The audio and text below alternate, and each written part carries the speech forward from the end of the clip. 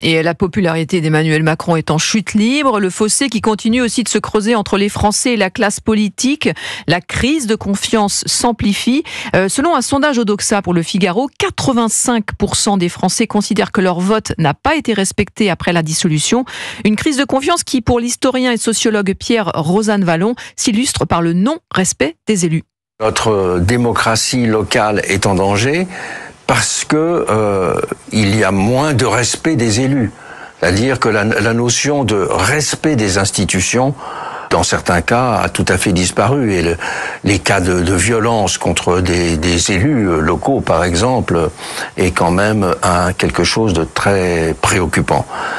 Une des raisons pour lesquelles il y a ces violences, c'est à la fois parce qu'on en demande de plus en plus, mais en même temps, c'est aussi peut-être parce que on a perdu toute confiance dans le monde politique en général. Voilà, la perte de confiance, Raphaël Steinville, un effet post-dissolution qui a vraiment décrédibilisé les politiques français. Oui, mais je suis pas d'accord avec l'analyse qui vient d'être faite, parce que ce n'est pas la question de. Si les élus sont moins respectés, c'est que pour beaucoup, ils sont moins respectables. Prenez l'exemple tout récent de ce député qui, en même temps qu'il faisait la leçon sur les trafics de stupéfiants, achetait sur un quai de métro sa drogue. Comment voulez-vous que la parole publique soit encore considérée quand on a des têtes à queue permanents avec des personnes qui disent tout et le contraire de tout quasiment dans la même phrase. On comprend que les Français soient là de ce personnel politique. Et puis pour ajouter, je souscris totalement à ce que dit Raphaël sur ce point, et en plus pour être tout à fait juste, et malheureusement ça n'est pas très agréable de le dire, pourquoi voulez-vous qu'un député soit plus respecté qu'un professeur, qu'une femme qui marche dans la rue? Nous sommes alors pour le compte, dans un temps de barbarie. Là, la réalité, elle est là. Donc, en vérité, les agressions, plus personne n'est protégé par son aura. D'abord parce que c'est vrai ils sont moins respectables, moins respectueux, et parce que les temps sont mauvais. Et 85% des Français dans cette étude estiment que la classe politique n'est proche ni de leurs préoccupations, ni de leur quotidien, et 33% se qualifient carrément comme étant sans proximité partisane.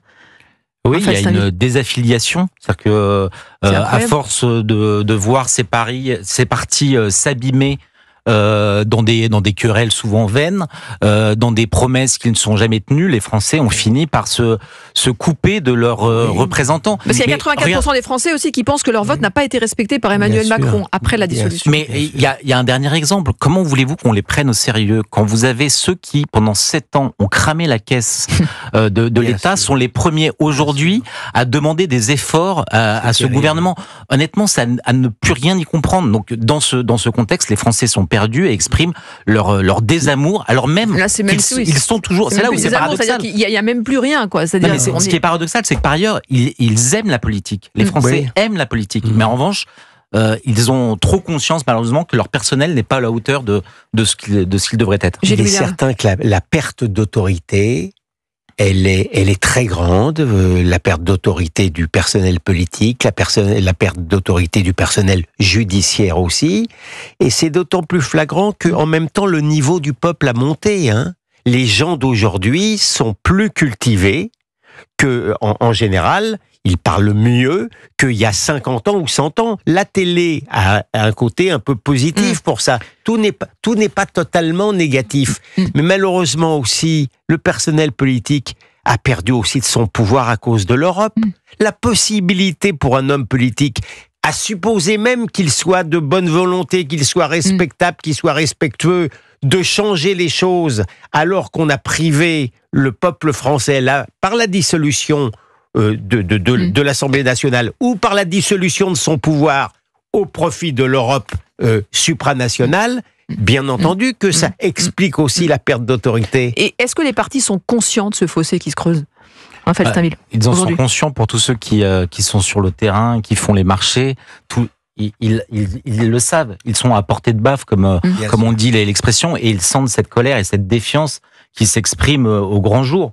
Ce qui explique aussi justement cette violence à l'encontre qu'on peut regretter, bien sûr, qui est regrettable, à l'encontre du personnel politique. Mais ils en sont tous conscients. Et pour autant, ce sont toujours les mêmes recettes. Vous voyez à droite le nombre de partis qui se créent encore alors même qu'ils ont fait l'échec et n'arrivent pas à s'entendre.